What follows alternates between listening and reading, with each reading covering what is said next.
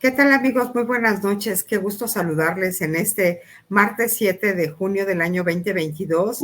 Estamos a punto de recibir, yo creo que una lluvia bastante intensa, y les saluda con mucho gusto Guadalupe Mayorga desde la Ciudad de México. Y bueno, pues estamos en nuestra emisión número 71. Felices de llegar a este número. Y bueno, pues, ¿qué les puedo decir? Ha sido un trabajo arduo de nuestro querido especialista, experto titular de este espacio radiofónico, el doctor Iván Díaz Meneses. ¿Cómo está, doctor? Buenas noches. Hola Lupita, ¿qué tal? Buenas noches. Me da mucho gusto estar nuevamente aquí ante nuestros amables escuchas y bueno, también los que nos siguen por redes sociales. Fíjense que nuevamente estamos muy contentos en la emisión número 71. Nos estamos ya acercando, Lupita, a la número 100. Ya llevamos casi 3/4 partes del camino recorrido. Realmente será un gran hito cuando lo consigamos, pero todo esto no podría ser posible si no fuera por el favor de todos ustedes que nos hacen por seguirnos cada martes a esta bonita hora para terminar con un poco de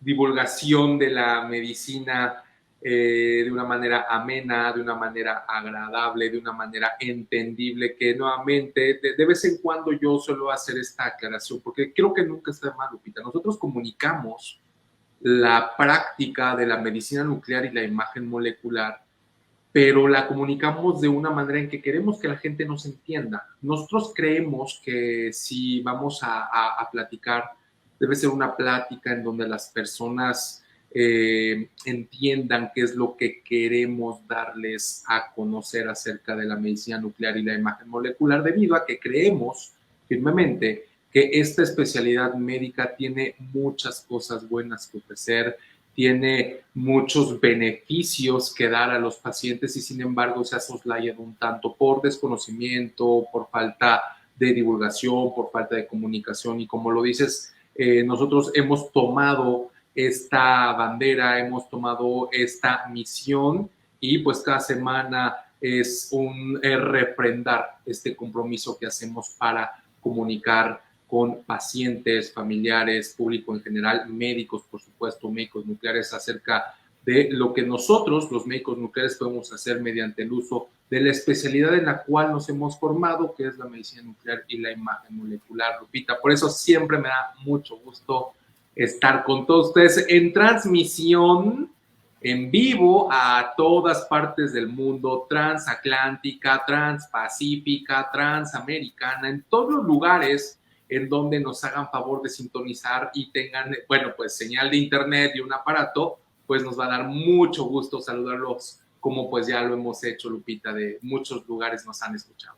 Así es, pues bien lo dice, no ha sido fácil, ha sido un camino de mucho trabajo, de mucho esfuerzo, pero realmente el reconocimiento y esta vinculación, este sentido de pertenencia con todo el público, a nosotros nos llena mucho, y la verdad es que hemos ido sembrando poco a poco, y esto también no sería posible gracias a todo el apoyo de los amigos, y en este caso hoy por segunda semana, gamografía e inmunología, inmunoanálisis, sociedad civil, y ellos están en la bellísima Cuernavaca, Morelos. Muchas gracias por esta gran cortesía, gamografía e inmunoanálisis SC. Ellos se encuentran en la calle de Cancún, número 85, Interior 2, Colonia Quintana Roo, Cuernavaca, Morelos, aquí en México. Así es de que, pues, bienvenidos. Hoy es 7 de junio del año 2022. Bienvenidos a la barra de la medicina educativa. Gracias a todos nuestros amigos, simpatizantes y seguidores. Bueno, pues ese es el resultado de que sigamos aquí con ustedes. Y bueno, hoy un gran tema, que tenemos mucha gente conectada del estado de Zacatecas, del estado de México, justamente de Ciudad Neza, Ecatepec. Yo no sé si es por zona geográfica o algo pasa, pero todos con este tipo de enfermedades, y es enfermedades funcionales de las vías biliares, diagnóstico con medicina nuclear e imagen molecular, súper interesante. Dicen que son enfermedades que duelen o padecimientos que duelen muchísimo hasta que no se diagnostica con precisión, y de esto desde luego nos va a hablar nuestro experto titular, el doctor Iván Díaz Meneses. Y bueno, pues la medicina nuclear e imagen molecular es una especialidad que hoy es visible gracias a la visión de nuestro experto titular, el doctor Iván Díaz Meneses, médico titular, que con un lenguaje sencillo, pero claro, ha logrado generar cercanía, confianza con toda la comunidad médica, organizaciones civiles, familiares y pacientes. Y esto es realmente lo que buscamos. Gracias a todos ustedes, pues desde luego seguimos al aire. Les recordamos el tema de hoy, enfermedades funcionales de las vías biliares, diagnóstico con medicina nuclear e imagen molecular. Y bueno, pues ya saben ustedes, aquí somos totalmente presumidos, nuestros médicos mexicanos de primer nivel, el doctor Iván Díaz Meneses, profesional de la medicina nuclear y la imagen molecular, formado en el Centro Médico Nacional Siglo XXI, el Instituto Nacional de Cancerología y el Instituto Nacional de Neurología, con posgrados de alta especialidad médica en neurociencias nucleares y oncología nuclear. Amplia experiencia de más de 10 años en la práctica clínica. Su desenvolvimiento lo llevó a los ámbitos privado y público con presencia e influencia profesional en México y en el extranjero. Profesor de curso de posgrado de neurociencias nucleares, formador de recursos humanos, médicos de alto nivel y desde luego este brazo social tan importante, Rotario del Club Rotario Alameda. Muchas gracias, doctor, porque esta parte sensible, de momento muchos la desconocemos y es importante hacerla saber. Y bueno, pues muchísimas gracias a esta gran cortesía, gamografía e inmunoanálisis SC desde la bella Cuernavaca, Morelos.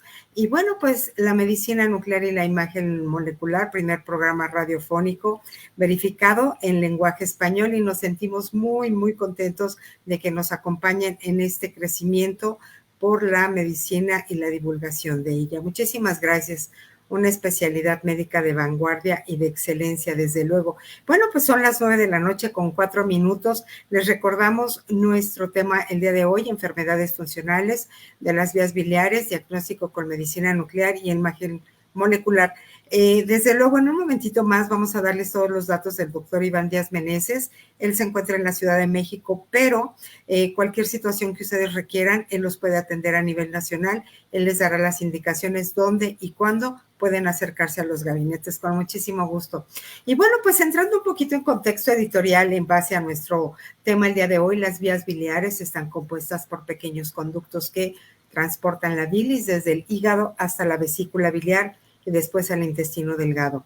La vesícula biliar, un órgano pequeño con forma de pera situado abajo del hígado, almacena la bilis.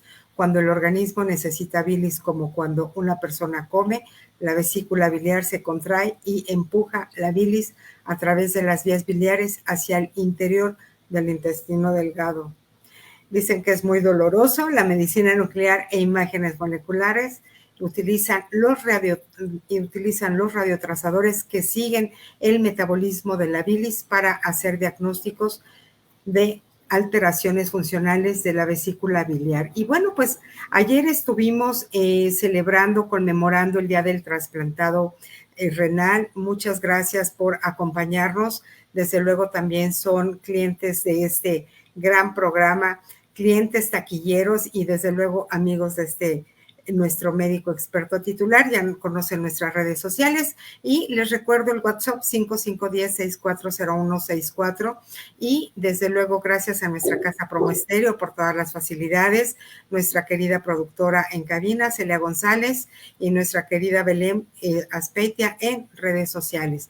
Así es de que continuamos y bueno, gracias por esta gran cortesía, gamografía e inmunoanálisis SC desde la bellísima Cuernavaca, Morelos. Se encuentra en la calle de Cancún, número 85, Interior 2, Colonia Quintana Roo, Cuernavaca, Morelos, México. Y bueno, pues saludos a toda Latinoamérica, Europa, cualquier persona que nos puede escuchar desde República Dominicana. El doctor tiene muchos seguidores por allá y también en África. Así es de que, bueno, pues reconocemos mucho la iniciativa del doctor y desde luego, pues empezamos, que para nosotros esto es muy importante. Justo lo que les decía, la gente que nos está hablando desde Chihuahua, esta paciente de Tijuana, volvemos a recordar que todo estudio que ustedes requieran, el doctor Díaz Meneses les orienta puede atenderlos y dirigir a distancia su estudio de medicina nuclear. Con muchísimo gusto vamos a estar repitiendo las redes y el teléfono para que se comuniquen con nosotros. Y bueno, doctor, empecemos el glosario de conceptos, platíquenos un poquito. Sí, Lupita, fíjate que nuevamente el objetivo de esta sección es que pues la gente vaya conociendo un poquito más de este calor, este lenguaje que tenemos los médicos, ¿no? O sea, es algo que siempre hemos notado que a veces las personas no entienden términos que para los doctores pues son bastante comunes, ¿no?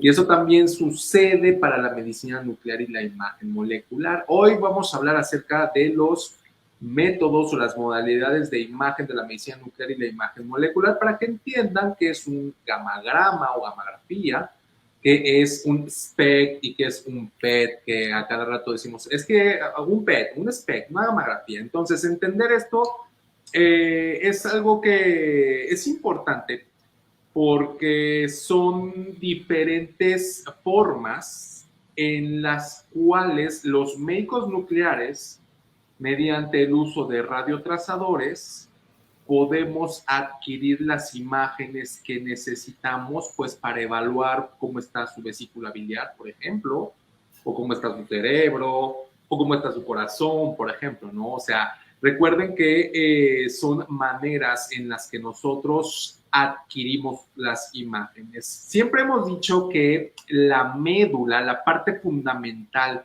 en la que los médicos nucleares somos los expertos es en conocer de radiotrazadores, es decir, de moléculas o de sustancias las cuales están marcadas radiactivamente y que nos permiten visualizar cómo funciona o qué está haciendo el cuerpo por dentro sin invadirlo. Pero bueno, una vez que nosotros administramos el radiotrazador, ya sea por vía inyectada por la vena o tomado o inhalado, pues necesitamos verlo, necesitamos ver cómo se distribuyó, si se fue hacia el lugar a donde esperamos que se fuera el radiotrazador, o si se acumuló de más, o si se acumuló de menos, o qué pasó con el radiotrazador, con la sustancia que nosotros le inyectamos al paciente. Bueno, pues para eso están los equipos. Tenemos equipos de gamografía y tenemos equipos de tomografía por emisión de positrones y equipos de tomografía por emisión de fotón único.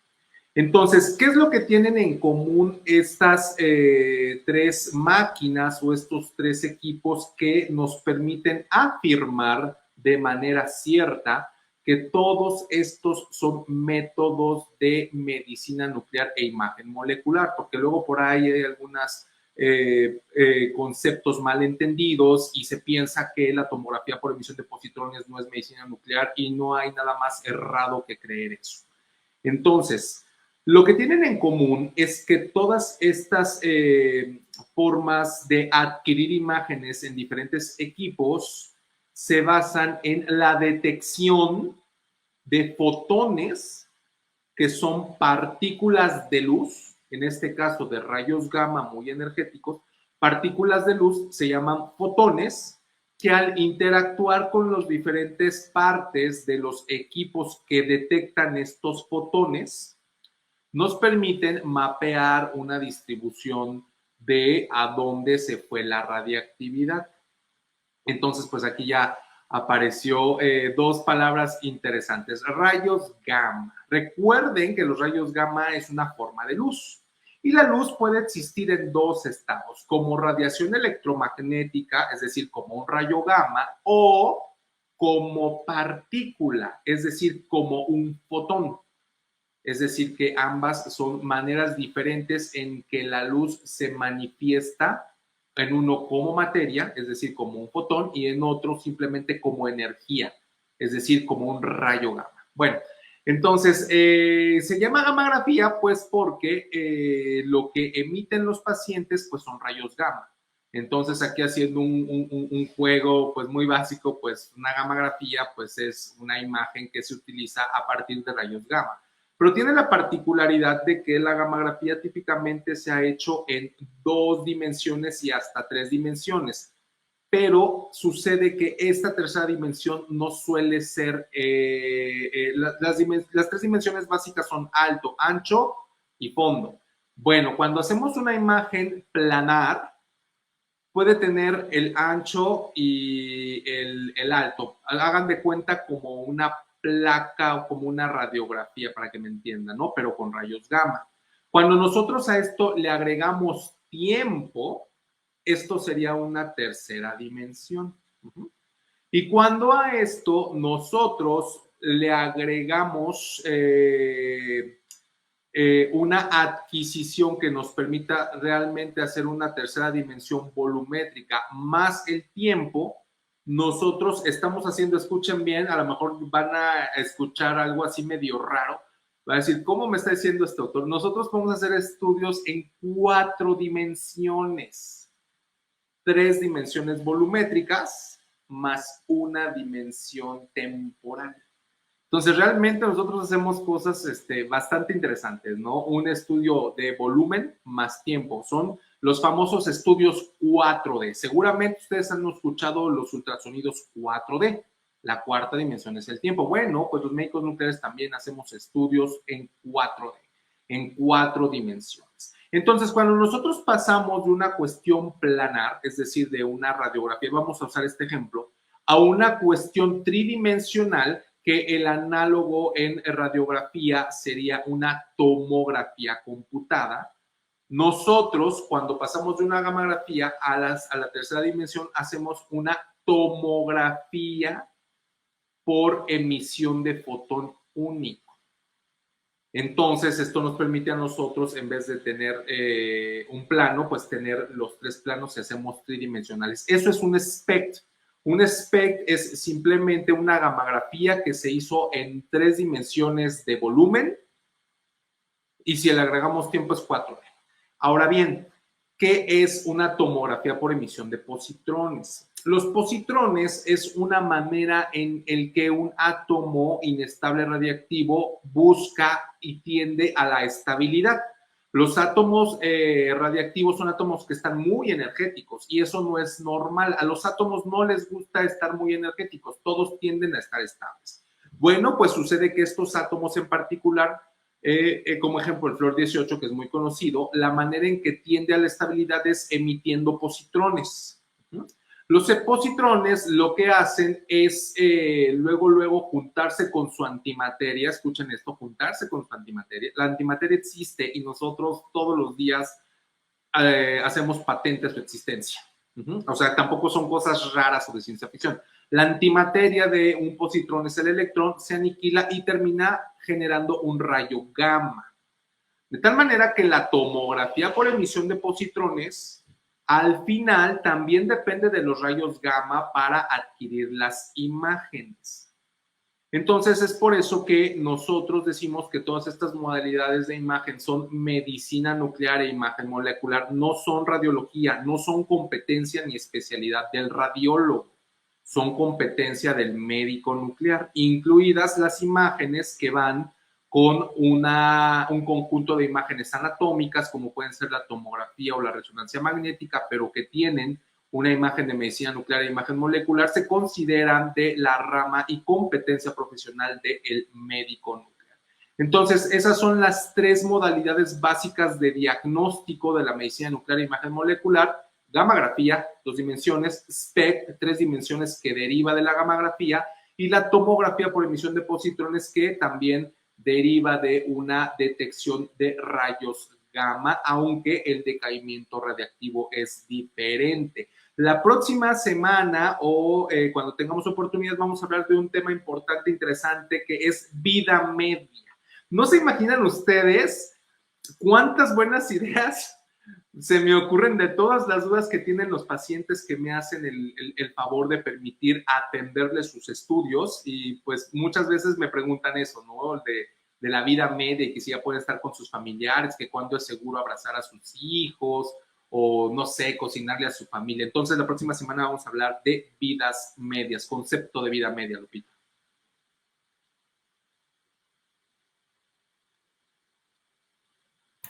Esto se mueve muy rápido. Así es, doctor. Y bueno, pues muchas preguntas alrededor de, porque efectivamente hay mucha confusión. Yo creo que vamos a hacer un programa especial de muchas preguntas que se van acumulando, que podemos ir haciendo ahí una recopilación de algunas de diversos temas, porque yo creo que de momento va respondiendo, aunque se responden en las redes sociales, pero no hay como tener al especialista bueno, ellas saben que siempre usted es muy flexible para este tipo de circunstancias. Y bueno, pues agradecemos mucho la cortesía de Gamografía e Inmunoanálisis SC desde la bella Cuernavaca, Morelos. Y bueno, pues doctor, empezamos porque es bien interesante el tema de hoy, ¿qué es la bilis y para qué sirve? Sí, Lupita, mira, todo nuestro cuerpo tiene una función, o sea, nada es casualidad, ¿no? La bilis es un componente muy importante para que los seres humanos podamos digerir y aprovechar las grasas. Recordemos que todo en exceso es malo, ¿no? E incluso nuestro cuerpo pues, necesita grasas. El problema con las grasas, el problema con los triglicéridos, el colesterol, es el exceso. Pero en realidad nuestro cuerpo necesita de esos compuestos para funcionar. Entonces se ha caído un poquito a pensar de que estos componentes pues son malos. Y la verdad es que no. El colesterol no es malo. O sea, lo que es malo es el exceso de estos componentes. Bueno, entonces es importante que nosotros podamos tener la capacidad de digerir y aprovechar todo lo que nosotros comemos. En particular, la bilis tiene un papel fundamental y preponderante en la digestión y absorción de las grasas. La digestión, pues, es básicamente descomponer partículas grandes de alimentos y hacerlas más chiquitas. Estamos hablando de grasas. Y cuando hablamos de grasas, hablamos de una cuestión que se llama emulsificación. La emulsificación quiere decir hacer de gotas grandes de grasa, hacer las gotas chiquitas. Y esa emulsificación se puede hacer debido a que hay sales biliares. Es como un detergente, para que me entiendan. Ya ven que dicen que los detergentes cortan la grasa. Bueno, pues las sales biliares que contienen la bilis lo que hace pues es hacer más chiquita la grasa, hacer gotitas, para que las enzimas encargadas de romper aún más estas gotitas de grasa en sus componentes básicos, que son los triglicéridos, los ácidos grasos y el colesterol, pues puedan ser absorbidos por la mucosa del estómago. Cuando esto disfunciona, pues la gente tiene algo que se llama esteatorrea, es decir, que cuando van al baño a defecar, pues la materia fecal suele ser muy poco consistente como diarrea grasosa, incluso se ve como grasa flotando, y la materia fecal tiende a flotar. Eso es pues, porque tiene grasa, es decir, la grasa que no se absorbe bien. Y la grasa, obviamente, que pues no debe de estar en cantidades exageradas dentro de los intestinos, porque pues eso los puede irritar y puede hacer que los intestinos se muevan más rápidamente, secreten más líquido, más sustancia o absorban menos, y esto se manifiesta como esteatorrea. Por eso las personas no deben de fijarse mucho si tienen este tipo de problemas, y por eso no deben de pensar que la bilis pues es algo inútil o es algo que está de manera casual. Entonces la bilis nos permite digerir las grasas, emulsificarlas. Realmente quien rompe las grasas son las enzimas pancreáticas. Hay una enzima que se llama lipasa. El páncreas lo que hace es producir moléculas que lo que hacen es cortar y deshacer en cachitos más pequeños otras moléculas. Ese es el concepto o uno de los conceptos de enzima, un tipo de proteína que puede romper otras proteínas o que puede romper moléculas de grasa o que puede romper moléculas de carbohidratos. Como se pueden dar cuenta, pues esto es muy, pero que muy importante, ¿no? Entonces, la bilis se está formando constantemente, se forma en el hígado. El hígado es el órgano encargado de formar la bilis Y la bilis también sirve como una ruta de excreción de materiales de desecho. La bilis en realidad está compuesta de sales biliares, de bicarbonato, de sodio, de electrolitos, de fosfolípidos, de colesterol, de bilirrubina, esa palabra famosísima de la cultura pop, la bilirrubina. ¿Quién no ha escuchado eso? Pues sí existe y es parte del metabolismo de la hemoglobina, que finalmente pues es excretado por la bilis, ¿no? La bilirrubina. Y de hecho son parámetros de laboratorio que se revisan para ver si la vía biliar está funcionando o no. Tener las bilirrubinas altas o en límites normales es importante pues para hacer diagnósticos, ¿no? Generalmente cuando hay un problema con las bilirrubinas, un problema obstructivo, pues la gente se llega a poner amarilla. Eso se llama ictericia. Entonces, ese es uno de las manifestaciones de las enfermedades biliares. No todas las enfermedades de la vía biliar, es decir, la vesícula y los conductos que conectan al hígado con la vesícula o al hígado con el intestino delgado o a la vesícula con el intestino delgado, no todas estas enfermedades provocan la llamada ictericia o que las personas se pongan amarillas. Solamente cierto tipo de enfermedades que generalmente se relacionan con una obstrucción que no está a nivel de la vesícula biliar, sino en el conducto que va del hígado a el intestino delgado. Entonces, esto pues es importante recordarlo, Lupita, y pues la bilis tiene una función bastante importante en la digestión de las grasas y está constituido, te repito,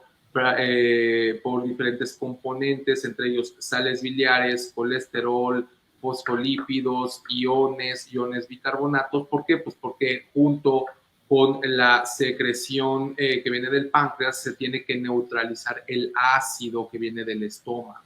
Entonces la bilis sí que tiene un papel muy importante, Lupita. Así es, doctor. Y bueno, muchas preguntas alrededor de, pero las vamos a ir dejando un poquito al final para ir avanzando, porque si no siempre nos comen el tiempo. ¿Qué estimula la secreción de la bilis, doctor?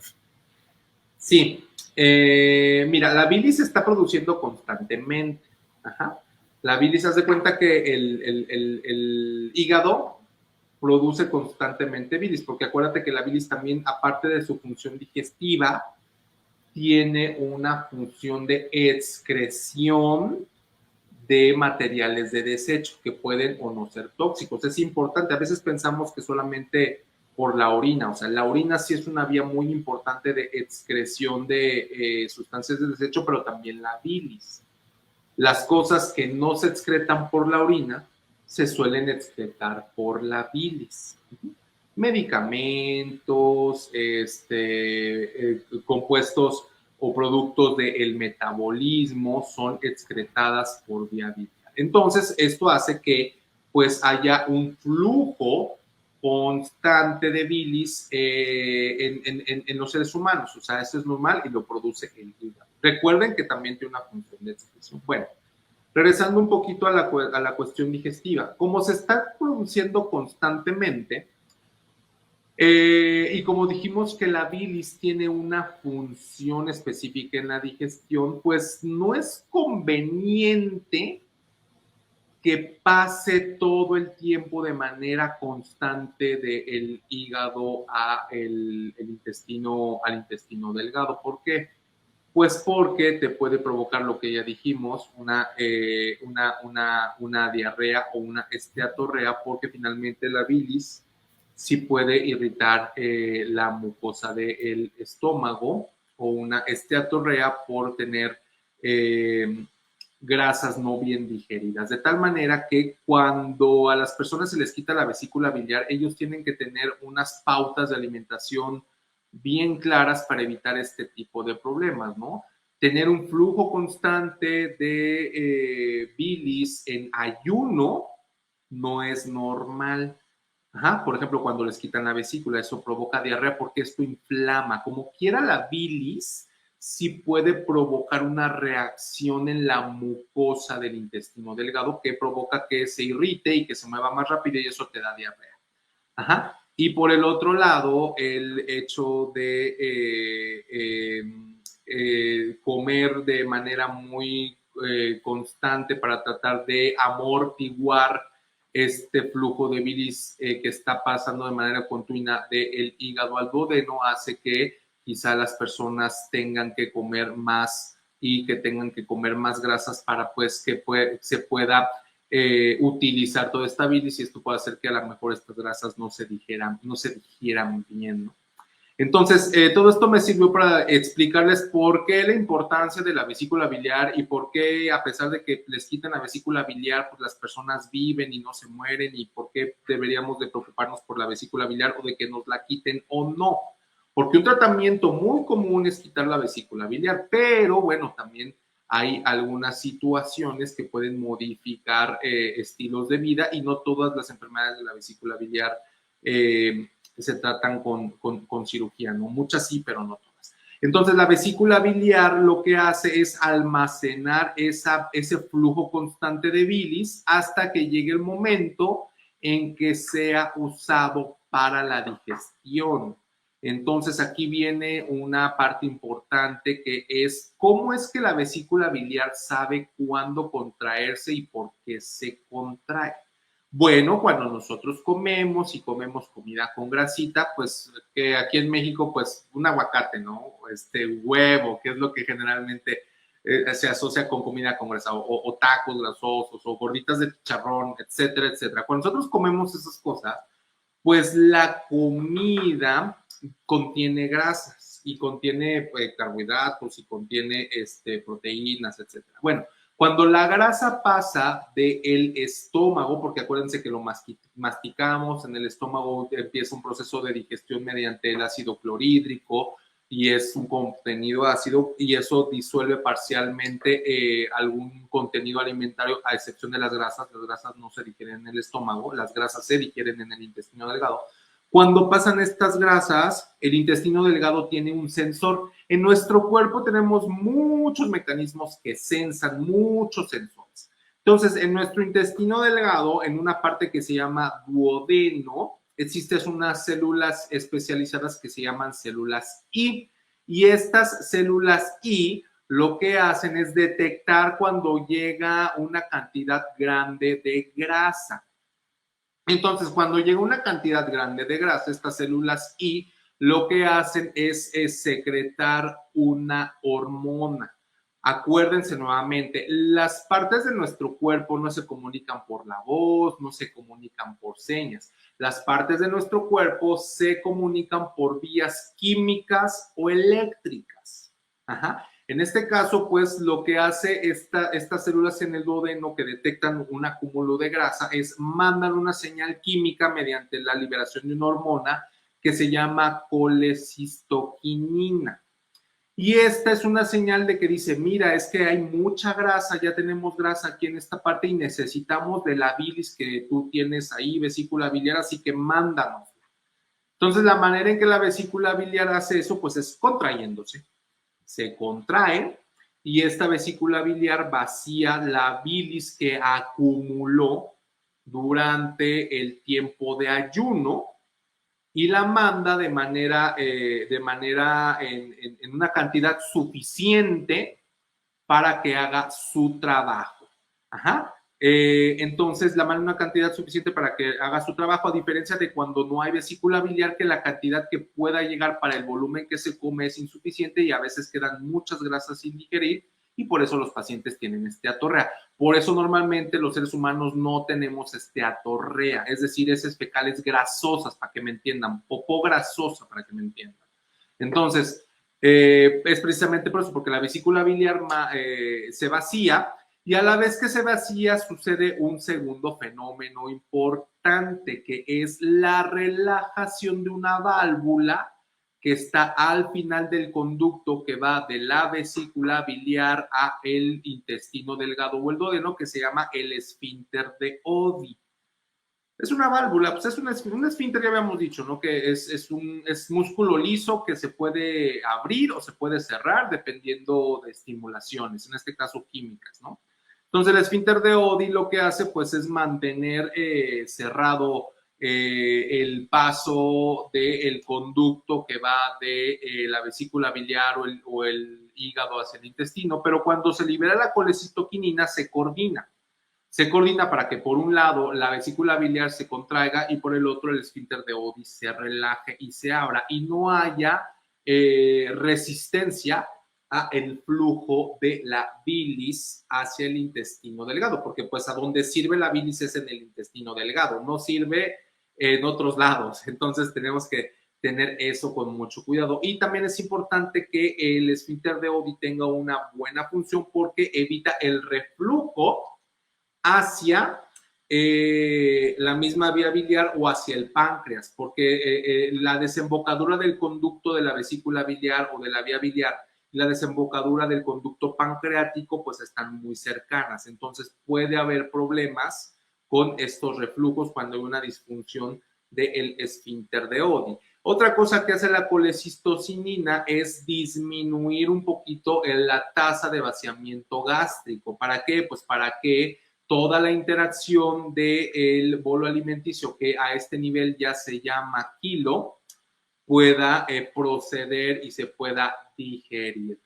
Entonces, así es como se contrae la vesícula biliar, así es como se estimula la secreción de bilis, Lupita, las funciones de la bilis. Como pueden ver, es algo pues bastante interesante de conocer y realmente pues hay muchas cuestiones funcionales acerca de la cinética del flujo biliar que son muy importantes conocer y de las cuales la medicina nuclear y la imagen molecular, bueno, pues es la mejor modalidad de imagen para conocer estas anomalías funcionales de la vesícula biliar, es decir, la biliocinética, es decir, cómo la bilis va pasando por las diferentes partes de la vesícula biliar y de la vía biliar, Lupita. No se oye. Perdón, esto está muy sensible. Hay una pregunta muy recurrente que me llama mucho la atención. ¿En qué momento o en el criterio de qué especialista debemos acudir a realizarnos el PET o el SPET o cómo llegamos a la medicina nuclear, doctor? Ajá. Hablando de una patología biliar, normalmente, bueno, esto está para explicar unos conceptos. Miren, todo empieza generalmente con el dolor. O sea, el dolor es la pauta. O sea, un dolor, pero un dolor que se localiza por debajo del borde de las costillas derechas, porque la vesícula biliar está debajo del hígado y el hígado está del lado derecho. Un dolor que se presenta después de una comida grasa. De aquí la cuestión que estaba diciendo hace ratito, ¿no? Es que comí aguacate y me dolió. Es que comí huevo y me dolió. Es que comí comida grasosa y me dolió. Es decir, la presencia de dolor que específicamente cuando tiene la característica de estar localizado por debajo de las costillas derechas, ser desencadenado por un alimento grasoso y que puede irradiarse a la parte derecha de la espalda, debajo del huesito del omóplato o la paletita, como le quieran llamar. Ese es un dolor de tipo biliar, se llama cólico biliar. Y es un dolor bastante fuerte. Y por definición, un dolor cólico es un dolor que empieza despacito, se hace muy fuerte, fuerte, fuerte, y después como que se calma y se quita. Y puede ser recurrente. Entonces, cuando los pacientes tienen un dolor de este tipo, esto se llama semiología del dolor, y que todo indica que es un dolor de tipo biliar, un cólico biliar, es decir, que todo indica que está asociado a una anomalía de la vesícula biliar, deben de acudir, o bueno, generalmente a todos acuden a urgencias, ¿no? Acuden a los laboratorios de urgencias y, bueno, pues pueden acudir, pues primero pues deben ir con su médico, ¿no? Puede ser al médico general o un médico cirujano. En realidad, quienes son los especialistas en este tipo de patologías son los, o de ver este tipo de, el abordaje diagnóstico, como preguntaban, son los cirujanos. Y también los cirujanos que se especializan en gastroenterología. Okay. Pero bueno, es una patología bastante común, ¿no? Entonces, después de que se hace la evaluación, pues ya se determina la necesidad de hacer un estudio de medicina nuclear o no. Hay un concepto muy importante que es la formación de litos, que seguramente lo están preguntando. Los litos, ¿qué onda con los litos biliares?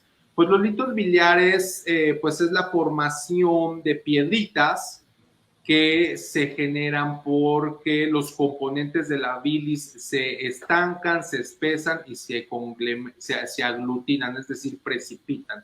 Y eso hace que se hagan piedritas. Las piedritas por sí solas no causan dolor. Muchas personas tienen piedras en la vesícula biliar, o sea, litos, y son totalmente asintomáticas. Mientras esos litos no causen dolor, pues no está como que indicado quitar la vesícula biliar, porque es un hallazgo que muchas personas tienen, o sea, ahí forman la piedrita y se llama colelitiasis, y su característica es nada más una piedra en la vesícula biliar que no provoca dolor.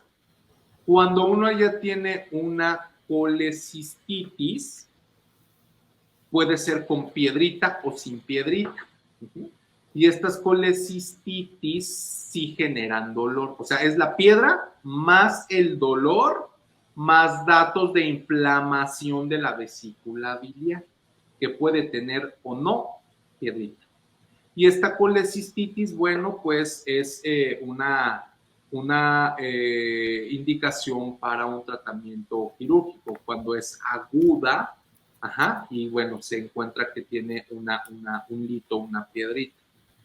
Otro concepto importante es la colangitis. La colangitis es la inflamación de la vía biliar, pero aquí aparte de haber dolor, aparte de haber datos de inflamación, hay ictericia.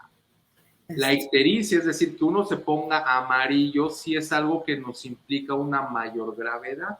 Así que si usted llega a notar dolor y fiebre y se pone amarillo, no espere más. O sea, vaya a consulta de urgencia, porque es un asunto que se tiene que resolver. Bueno, entonces estábamos hablando de estos conceptos importantes, interesantes, el cólico biliar. La cuestión del cólico biliar es que en esa zona hay varias cosas que pueden doler. Y la cuestión con el abordaje diagnóstico es que después de un tratamiento quirúrgico se supone que el dolor tiene que desaparecer. El problema es, ¿y si no desaparece? Entonces, ¿no era la vesícula biliar o qué es lo que está pasando? Precisamente los estudios de medicina nuclear e imagen molecular le dan a usted como paciente y a su médico como tratante una evidencia adicional de que el tratamiento quirúrgico que le van a hacer le va a ser de utilidad. En ciertas pautas clínicas muy en específico, pero nosotros estamos localizados en una cuestión de un dolor biliar, cólico biliar, que no tiene ictericia y que tal vez no tiene datos de inflamación. La inflamación, ¿cómo se ve? Pues se ve por análisis de laboratorio, aumentos de células inflamatorias, o se puede ver con un ultrasonido. La cuestión es que hay algunos diagnósticos que no son tan complicados de llegar, pero hay otros que sí. Y aquí el punto, la duda razonable es de si estas molestias que yo estoy evidenciando en el paciente son secundarias a una disfunción de la vesícula biliar, y si yo me puedo comprometer a decirle al paciente que después de que le quite la vesícula biliar, él ya no va a tener dolor. Porque esta es una pauta médica universal. O sea, tú tienes que entrar a hacer un tratamiento que no es urgente, que no es heroico, pero tiene que ser efectivo. No puedes tú hacer una cirugía, una colecistectomía electiva y decirle al paciente que con eso se va a curar y al final no se le quitaron los síntomas. Entonces, para que tú tengas una pauta o una evidencia más robusta de que tu tratamiento va a ser efectivo, pues es razonable hacer un estudio de medicina nuclear e imagen molecular. La causa o la indicación más frecuente de hacer este tipo de estudio es, nuevamente se lo repito, es cuando las personas tienen dolor biliar, no tienen datos de piedras en la vesícula biliar. Esto es muy importante. Saber si un paciente tiene piedras o no en la vesícula biliar es muy sencillo. Se hace un ultrasonido. Un ultrasonido no es caro, hay en muchos lugares del mundo, muchos lugares del país, o sea, y las piedras se ven muy fácilmente. Ajá. Entonces, cuando un paciente no tiene piedras, no tiene datos de inflamación, pero tiene un dolor de tipo biliar, estamos ante una anomalía meramente funcional. Por eso les expliqué todo esto de la colecistoquinina, por eso les expliqué qué hacía la vesícula biliar. Porque, bueno, estos pacientes no suelen ser pacientes que lleguen a una área de urgencias. Entonces son pacientes que se tienen que analizar y son pacientes que no son tan infrecuentes. Aquí nosotros estamos hablando de una alteración en el funcionamiento contráctil, ya sea de la vesícula biliar o del esfínter de Oddi. Eso es importante entenderlo, ¿no? ¿En qué pacientes se hace? Pues en aquellos pacientes en donde tienen el dolor, no tienen piedras en la vesícula biliar y son dolores que han sido recurrentes, que no han requerido todavía un ingreso a una sala de urgencias, pero que sí son molestos y que no deberían estar ahí. Entonces, eso es algo importante tener en cuenta de, como bien lo dicen, cuál es el momento, cuál es la indicación para hacerse un estudio de la vesícula biliar. Como bien lo ha dicho Lupita, pues nosotros aquí con todo gusto les damos todo ese acompañamiento, toda esa asesoría y para eso son estos programas, ¿no? Para entender cuándo se usa de manera adecuada el estudio de medicina nuclear para visualizar la funcionalidad de la vía biliar, Lupita. Así es, doctor. Y fíjese que algo bien importante, la diferencia ahorita lo veíamos que preguntaban, son estudios complementarios, la gamografía y el ultrasonido. Pues tú tuviste un problema de vesícula biliar, ¿no? Sí. ¿No? Sí. Y bueno, es muy, pero muy doloroso. Y justo esta parte de la diferencia entre un estudio y el otro, la gamografía y el ultrasonido, o bien, si no me duele, si no tengo problemas con la vesícula, ¿me la pueden sacar? ¿Es necesario sacarla o es algo que debe permanecer ahí porque forma parte de alguna protección, doctor? Sí, mira, o sea, si tú ya tienes tu vesícula rellena de piedras, pues ya finalmente no está funcionando como debe de funcionar y ya y de igual manera, aunque no te duela, pues la función de reservorio de la vesícula biliar ya no se está cumpliendo. Entonces, pues ya no hay necesidad que la tengas, a menos que, bueno, se pueda hacer un tratamiento electivo, es decir, no urgente. O hay personas que dicen, bueno, pues yo me espero hasta que me duela, ¿no? Ya, eso será de cada quien. Pero finalmente, si tú tienes una parte de tu cuerpo que potencialmente te puede provocar una afectación médica en el futuro, pues es razonable, pues quitarlo con todas las precauciones posibles, ¿no? En cambio, si tú tienes nada más una o dos piedritas y todavía la vesícula biliar se llena en un volumen importante y todavía puede hacer su función de reservorio, aún con las piedritas y no tienes dolor, pues no hay como que una indicación clara para quitar la vesícula biliar. Entonces eso es algo que es pues bastante importante, Lupita. Estamos hablando que solamente hay piedras sin dolor. Cuando el paciente tiene dolor es otra cosa. Doctor, nos necesitamos preparar para un estudio de gamografía. ¿Cómo se hace este estudio de la vesícula y de vías biliares? Y justo mucho lo que preguntan, ¿cuándo está indicado el criterio del médico especialista? Y pues recordemos que muchas veces empezamos desde el centro de salud y para llegar al especialista gastroenterólogo y bueno, un poco más largo, llegar con un especialista de medicina nuclear. ¿Cómo es este proceso, doctor? ¿Cómo nos preparan? ¿Cómo es este estudio? Sí, mira, el estudio lo que hace es que nosotros inyectamos un radiotrazador. Los pacientes están acostados y ellos tienen que ayunar de 3 a 4 horas porque necesitamos permitir que fisiológicamente, o sea, la manera en que el cuerpo funciona naturalmente, haga que la vesícula biliar, cuando nosotros administremos el radiotrazador, pues empiece a llenar poco a poco. Si nosotros tenemos un paciente con un ayuno de 8, 12 horas, eso hace que el estudio no se haga en condiciones óptimas. Por eso no se necesita un ayuno de toda la noche o no se necesita un ayuno tan largo. Con 3 o 4 horas es suficiente. Después, algo que los pacientes tienen que hacer, pues, es, se llegan al gabinete, van a estar acostados aproximadamente como 2 horas más o menos, dependiendo del protocolo de adquisición, puede ser menos, puede ser, pero no más de 2 horas. Van a estar acostaditos, les vamos a introducir el radiotrazador y ese radiotrazador se va a ir por todo su cuerpo hasta que va a llegar al hígado. El hígado lo va a extraer, como ya les dije, el hígado tiene varias funciones, entre ellas la excreción de desechos o la excreción de sustancias. En este caso, pues el radiotrazador es una sustancia que puede ser excretada por el hígado y lo va a mandar a la vía biliar. Entonces nosotros vamos a ver la fisiología, nosotros vamos a ver la dinámica, es decir, cómo se mueve esa bilis, porque el radiotrazador que nosotros vamos a introducir va a marcar radiactivamente a la bilis, va a ser bilis radiactiva. Recuerden que todo lo que nosotros hacemos pues es con material radiactivo. Y esa bilis radiactiva nos va a permitir a nosotros visualizar con un equipo, con una gamma cámara, hacia dónde se está distribuyendo. Y vamos a ver cómo el hígado va a empezar a sacar el radiotrazador y cómo lo va a empezar a concentrar en las vías biliares. Vamos a ver cómo parte de ese radiotrazador va a pasar directamente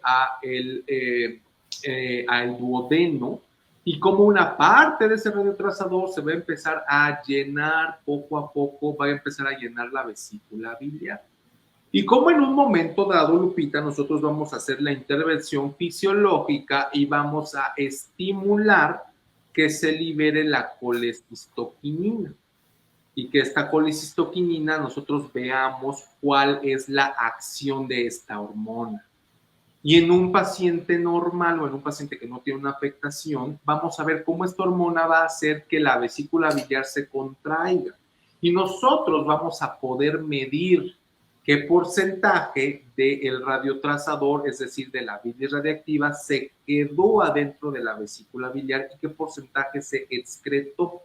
Eso se llama la fracción de eyección de la vesícula biliar y es muy importante como un criterio diagnóstico, como un criterio fiable, para que nosotros hablemos de un problema de la función vesicular sin litos, es decir, sin piedras, y sin que haya un proceso de inflamación de la vesícula, o al menos no un proceso de inflamación clínicamente notoria. Porque hay pacientes que eso tienen, Lupita. Nuevamente, nos centramos en pacientes que tienen un dolor de tipo biliar, pero que no tienen piedritas y que no tienen datos de infección. Necesitamos tener la evidencia de qué es lo que tienen. Y la evidencia se logra con el estudio de medicina nuclear e imagen molecular. Y son pacientes que tienen dolores recurrentes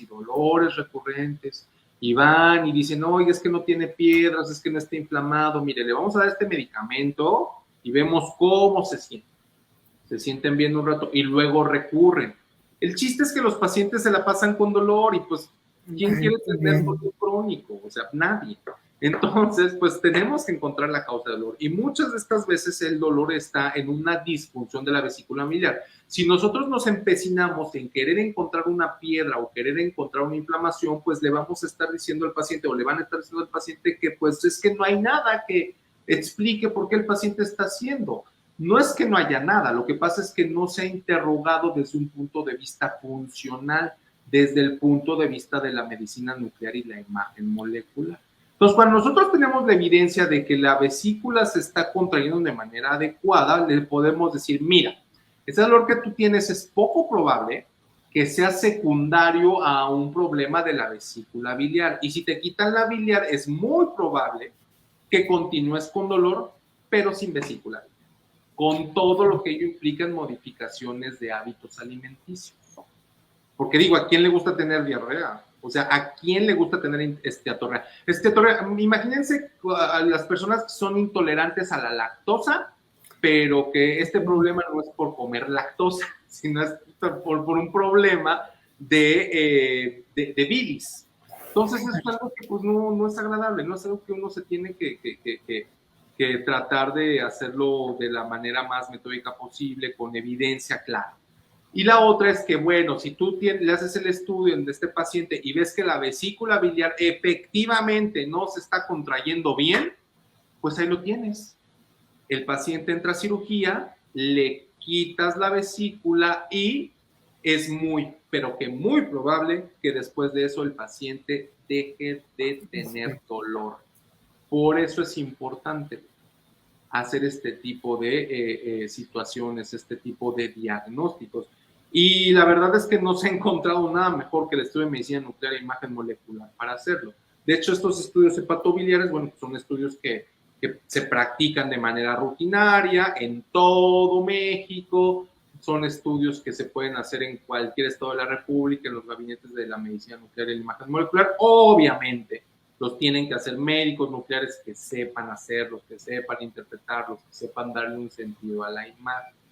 Entonces, bueno, también otra, esto hablando, ya nos queda poquito tiempo, pero bueno, finalmente hablando de este tipo de situación que es muy, muy importante, que es la discinesia vesicular.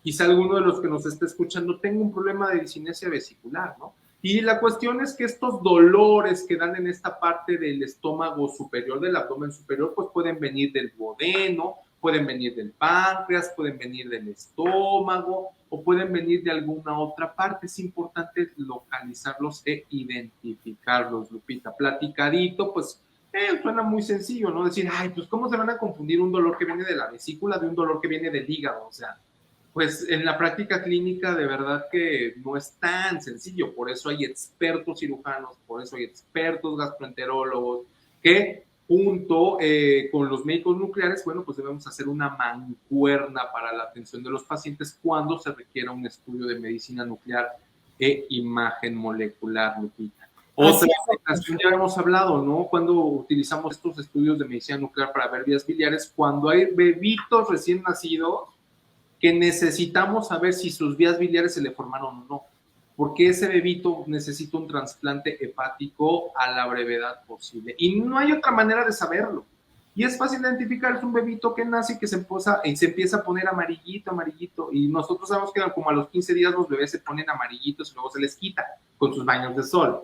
Pero cuando no se les quita, eso es una señal de alarma muy grande porque puede ser que el problema sea que la vía biliar no se formó y la única manera de identificar eso de manera temprana y la más temprana, bueno, la única y más temprana es con el estudio de medicina nuclear e imagen molecular. Así que ahí lo tienen, también estos estudios se hacen en bebés de pocos días de nacido, Lupita. Tienen muchas aplicaciones.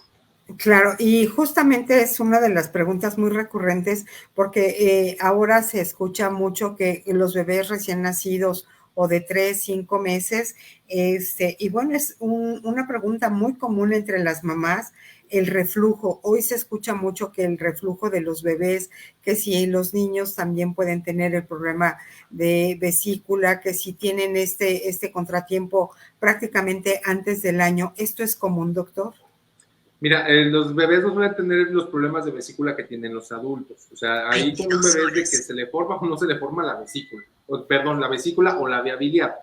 Ese es el problema con los bebés. Y el reflujo, pues, es otro tipo de afectación que es más esofágica, es más gastroesofágica, más que biliointestinal. O sea, son dos partes distintas del cuerpo y son diferentes patologías.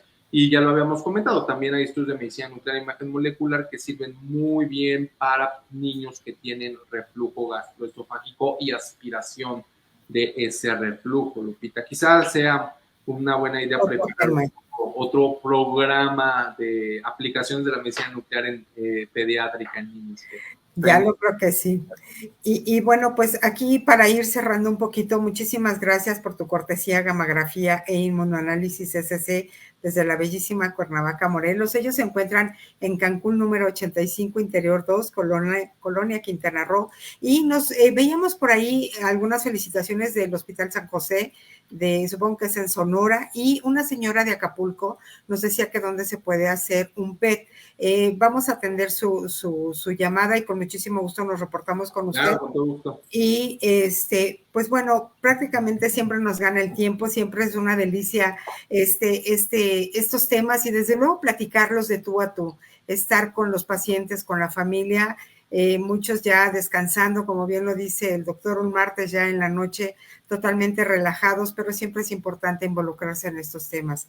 Pues no nos queda más que agradecer siempre su participación, el que se sumen con nosotros, en que participen, y pues muchísimas gracias.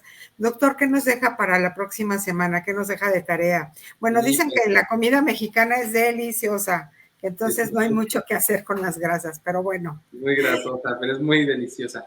Pues antes que nada, pues muchas gracias a todos ustedes por el favor de su atención. Gracias a Gammagrafía e Inmunoanálisis, en donde se pueden hacer estos estudios de los que hemos platicado. Gracias por habernos escuchado, por mantener la atención en nuestras emisiones, por dejarnos entrar un ratito en sus actividades cotidianas. Y pues rápidamente, este fin de semana me voy a Canadá, al Congreso Estadounidense de Medicina Nuclear e Imagen Molecular. Voy a ver qué hay de nuevo por ahí. Siempre estamos nosotros en formación médica continua y me va a dar mucho gusto platicar con ustedes de eso. Pues mientras tanto, pues muchas gracias por habernos escuchado. Cuiden lo que coman. Ya saben que todo en exceso no es bueno. Y pues nos vemos la próxima semana, Lupita. Así es, doctor. Muchísimas gracias. En verdad fue un gusto volver a tenerlo, escucharlo y desde luego, pues que le vaya muy bien. Lo felicitamos y siempre hemos dicho que nuestro mayor reconocimiento a nuestros queridos médicos mexicanos, que ellos no estudian 6 años o 4 años. Ellos estudian realmente toda la vida por darnos un mejor servicio. Muchísimas gracias, doctor. Le reconocemos, le abrazamos. Que le vaya muy bien y nos vemos a su regreso. Ya nos platicará. Esto fue la medicina nuclear y la imagen molecular. Muy buenas noches. Gracias.